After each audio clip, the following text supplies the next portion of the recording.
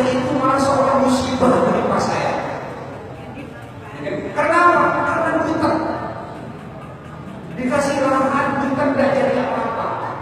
Orang lain punya lahan hanya rumah sendiri, hanya cuma 10 tombak lahannya, mereka menjadi orang kaya. Karena apa? Karena di samping rumahnya, masya Allah, di samping rumahnya dibikin tanaman-tanaman yang berpotensi tinggi, yang menghasilkan uang yang banyak. Tuh lihat ada di YouTube tuh, keberhasilan banyak mereka, padahal dalamnya udah banyak. Sekarang orang banyak kesulitan dalam urusan apa? Urusan makanan, urusan dapur, urusan perut, punya lahan banyak. Yang diceborin tiap pagi apa? Kuping gajah. Yang dicobolin tiap pagi hanya bunga-bungaan yang tidak dimakan sama sekali, yang hanya untuk keindahan saja. Tidak salah.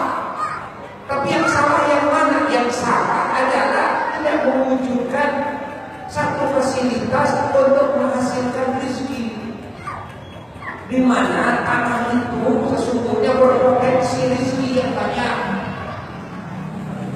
Kalau kita gunakan, apalagi di zaman sekarang ini, bahwa bukan cuma Indonesia tapi dunia, semua manusia terancam. Terancam apa? Terancam dengan kimia-kimia yang masuk melalui makanan-makanan. Kimia ini pakai kimia saja terus. Minuman-minuman pakai kimia. Dan manusia sekarang banyak yang tertipu hanya dengan cita rasa. Yang penting cita rasa enak, cocok dengan lidah saya, beli. Padahal itu sudah mengancam kesehatan. Akhirnya banyak yang kena kanker di usia dini. Akhirnya banyak yang kena serangan jantung. Akhirnya banyak yang kena darah tinggi, stroke dan sebagainya. Begitu teliti, sesungguhnya para dokter sudah mengetahui dimanapun, namun tidak bisa membunuh. Kenapa? Mereka tiap hari dan malam memproduksi terus-terusan. Dan kita bangsa ini hanya bisanya beli dulu. Cari uang sendiri tidak bisa, hanya bisa beli. Ya. Makanya salah satu solusi kemarin waktu memberikan mafahir pemahaman sama anak-anak santri di Pondok Pesantren Asy-Syifa, kita harus memulai sekarang. Umat Islam ini memulai, jangan bersandar kepada hasil produksi orang lain. Apalagi yang mengancam kesehatan, apalagi yang mengancam agama. Mengancam agama gimana? Kehalalannya tidak jelas. Banyak sekarang hewan-hewan yang asalnya bahannya daripada hewani, ya, daripada hewani yang tidak jelas penyembelihannya dan sebagainya dari negara-negara asing masuk ke kita. Padahal Indonesia kaya, lahannya banyak, tempat untuk bercocok tanam, wah di mana-mana. Coba dari sekarang, umat Islam dari sekarang semuanya bangkit. Bangsa Indonesia dari sekarang coba bangkit supaya kembali lagi kepada bercocok tanam masing-masing. Di rumahnya, di samping rumahnya, coba sekarang menanam kebutuhan dapur,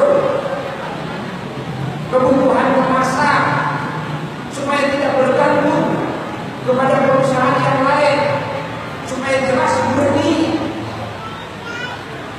Kita harus mampu, mau tidak mau. Apalagi kalau kita mau mengejar target ijabah doa.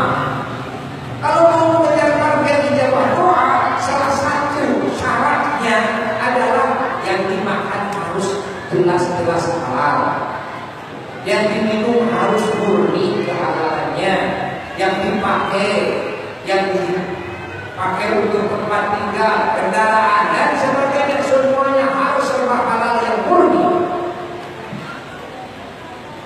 Sekarang sulit, makanya sekarang istighosah di mana-mana. dikabul, ijabahnya sulit ditemukan. Padahal yang istighosah lebih dari 40 orang, ratusan bahkan ribuan. Kenapa? Karena ada sebab. Di antara sebabnya adalah sudah tidak peduli terhadap halal dan haram. Kenapa? Karena sekarang bergantung kepada perusahaan orang lain. Jadi sekarang umat Islam di mana-mana, coba dari sekarang usahakan. Mari kita semua bangsa Indonesia bangkit, supaya kita tidak bersandar kepada perusahaan orang lain. Kita dari sekarang membuka lahan-lahan yang kosong, walaupun sempit, ya. Coba mulai tanam di sana, kebutuhan dapur. Apakah labu siap, ya kan? Apakah cabai, apalagi tomat, bawang, seledri, ya, apa saja. Tanam itu pohon pepaya, pepaya kan yang masih tengahnya, masya Allah bisa dipakai sayur, yang masaknya dan gelas.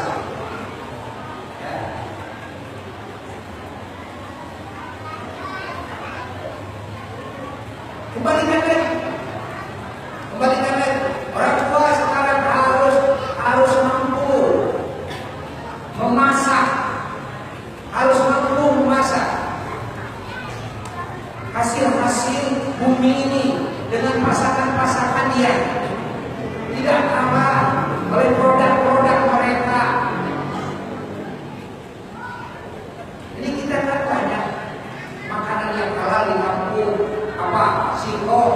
Wah, singkong di mana-mana, kalas di mana-mana, tapi tidak bisa mengolahnya, tidak bisa memasaknya. Akhirnya yang dibeli apa sama anak kita? Jajanan-jajanan yang di warung-warung. Yang jajanan itu mungkin kalau bagus ya tidak masalah. Ini jajanan yang di dalamnya, masya Allah, ada kimia dan warna dan sebagainya. Ya. Padahal ditanya sama orang tuanya, begitu dicek sama orang tuanya di kebunnya, oh singkong banyak. Kenapa tidak diolah?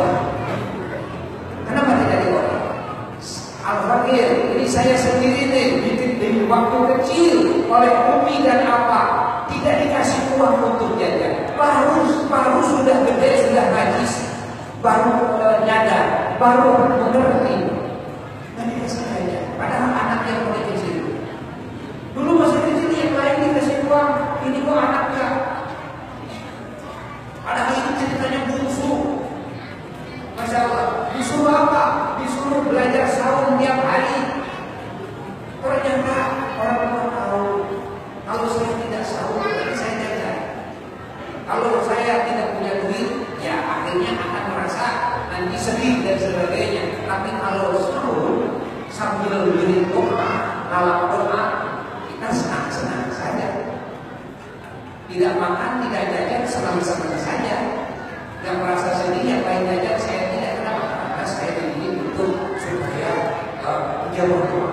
Itu aku terus saja hari-harinya saum. Kalau giliran tidak saum, itu harus kenyang sebelum datang ke sekolah. Harus kenyang, supaya apa? Supaya nanti di sana ada jajan. Padahal dulu masih kecil, masih belum ada jajanan-jajanan yang dikhawatirkan. Sekarang orang tuanya kepada anaknya menjauhkan jajanan di luar, sehingga tidak cukup kalau dikasih anak 1.000, 2.000 tidak cukup. Sekarang itu rata-rata kasih anak sedikitnya 5.000, rata-rata 10.000 itu untuk SD saja bayarnya. Sehingga punya anak satu sudah kesusahan. Tidak tahu apa lagi. Dengan gede dikit sudah mulai merasa banyak keluhan-keluhan, kesehatan. Akhirnya punya uang dikit-dikit habis dokter. Tidak sadar orang tuanya bahwa anak itu sudah diracuni dari kecilnya dengan makanan-makanan yang ada kimianya. Bahkan sekarang banyak permen-permen yang di dalamnya sudah ada narkobanya. kemarin ya, waktu mau ke Jakarta, kita takut sampai 1 ton ya. Kerja narkoba dimasukkan ke tiap listrik ya. Dari mana? Dari Cina masuk ke Indonesia. Kita ini terancam sekarang. Bangsa Indonesia tidak boleh berleha-leha. Semua para pejabatnya harus betul-betul menjaga NKRI ini. Aparat semuanya harus menjaga. Kenapa? Kalau sudah kebobolan ini dari luar masuk seperti sekarang sudah banyak yang masuk yang ilegal. Ini bisa menguasai Indonesia, bisa menjajah Indonesia dengan segala cara. Mumpung bangsa Indonesia mayoritas Muslim, mumpung bangsa Indonesia ingat mayoritas Muslim, mumpung yang menjadi pejabatnya banyak Muslim, yang menjadi aparaturnya banyak Muslim, dari TNI-nya banyak Muslim, mumpung ini mumpung cepat bangkit semuanya, sama-sama menjaga NKRI, sama-sama menjaga bangsa ini. Saling kasih masukan satu sama lain, bukan saling menindas, bukan saling memfitnah, tapi saling kasih masukan, kasih nasihat. Nasihat bagus, tapi memfitnah ini salah, jelek. Ini menghancurkan tatanan kerukunan bangsa Indonesia yang kita cintai. Paham? Paham? Jadi sekarang belajar, pulang ke rumah, belajar. Di rumahnya, di serambinya ada tumbuh-tumbuhan, ya tumbuh-tumbuhan itu untuk kebutuhan sehari-hari kita. Ada kebun, abahir, kan? Abahir, tanam kelapa. Kayak orang kita dulu, orang kita dulu kan nggak kekurangan makanan, walaupun nggak punya duit, ya. Sekarang banyak duit tapi nggak punya makanan yang halal. Jadi mau makan harus beli dari orang lain. Nah, ini harus dihayati oleh kita. Jadi proses takwa tadi yang menjadi solusi berawal dari rajin mencari ilmu, menghidupkan majelis-majelis taklim, memesantrenkan anak di pesantren-pesantren yang bagus. Dan itu yang pertama. Yang kedua, rajin mengamalkan, memakmurkan rumah dengan amalan-amalan. Di pasar, belajar makmurkan dengan amalan-amalan. Diri di pasar sambil melayani pembeli, sambil diri. Bawa sajadah di dalam toko, ada saatnya sholat duha di sana. Bawa Quran, kalau tidak ada pembeli baca Quran. Dan nasihat lontarkan, walaupun di pasar, walaupun di pasar. Jangan cuma ngobrol, tidak ada pembeli ngobrol, tidak ada pembeli ngobrol, sudah stop. Belajar kembali kepada diri seperti pasarnya dulu para leluhur kita. Kalau para leluhur kita dengar di dalam riwayat, dalam tarikh itu di zaman Rasulullah SAW, pasarnya para sahabat suci dari najis. Pasarnya para sahabat yang terdengar Quran, sholawat, zikir, pengkajian ilmu, itu para sahabat. Kita dengar Imam Abu Hanifah, Imam Hanafi saja kerjanya di mana? Di pasar. Imam Hanafi kerjanya di pasar. Pasarnya seperti siapa? Seperti apa? Kalau pekerja pokoknya seperti Imam Abu Hanifah, Imam Hanafi, Imam Muslimin, bayangkan Imam Muslimin. Kalau pekerja pokoknya seperti Imam Hanafi, seperti Imam Hatim Al-Asham, kerjanya di pasar. Bayangkan yang jadi tukang solnya saja ulama wali, yang jadi tukang solnya ulama wali. Bayangkan pasarnya seperti apa? Di pasar dipakai sholat sunnah, di pasar terdengar Quran, di pasar terdengar salawat, jual beli sedikit-sedikit, jual beli sambil nasihat, sambil dilontarkan ilmu, kajian ilmu di pasar. Di kita masjidnya saja bersah, apalagi pasarnya. Di rumah bersah, apalagi pasarnya, apalagi kantornya. Kita harus memulai dari diri kita. Jangan cuma menyimak saja, oh ya saya paham, tapi ternyata tidak ada pelaksanaan. Coba sekarang laksanakan, pulang ke rumah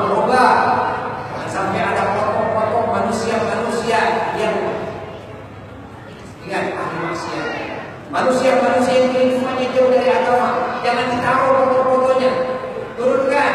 Kalau mau naruh foto tempat yang khusus, tempat yang khusus, jangan di semua tempat ada foto makhluk hidup, karena malaikat rahmat tidak akan masuk ke tempat tersebut. Ditempatkan di tempat yang khusus. Taruh foto ulama-ulama Allah, foto wali-wali Allah. Taruh di sana kalimat-kalimat di Quran, hadis-hadis Nabi Sallallahu Alaihi Wasallam, kalam-kalam ulama radhiyallahu anhum ajma'in.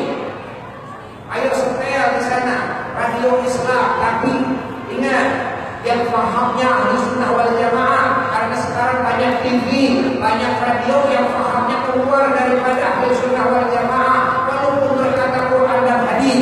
Jaga sekarang frekuensi sudah mulai dipenuhi oleh orang-orang yang memasukkan paham-paham yang keluar daripada ahli sunnah wal jamaah. Hati-hati memilih frekuensi, baik radio maupun TV. Harus di frekuensinya, harus di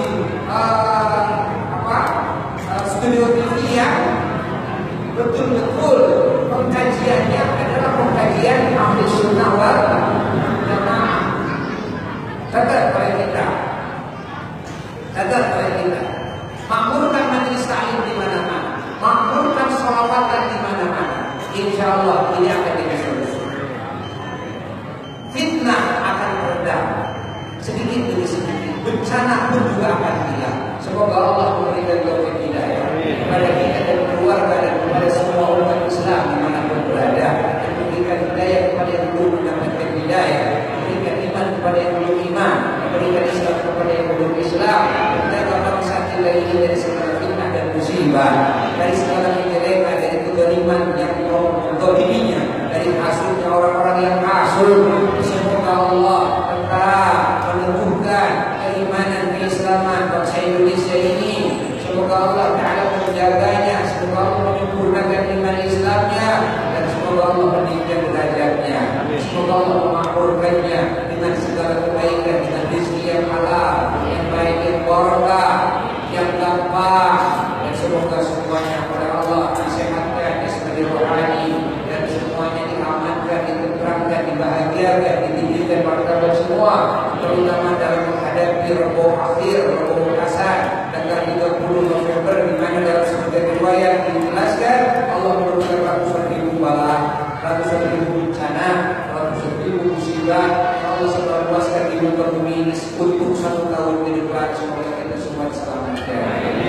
Semoga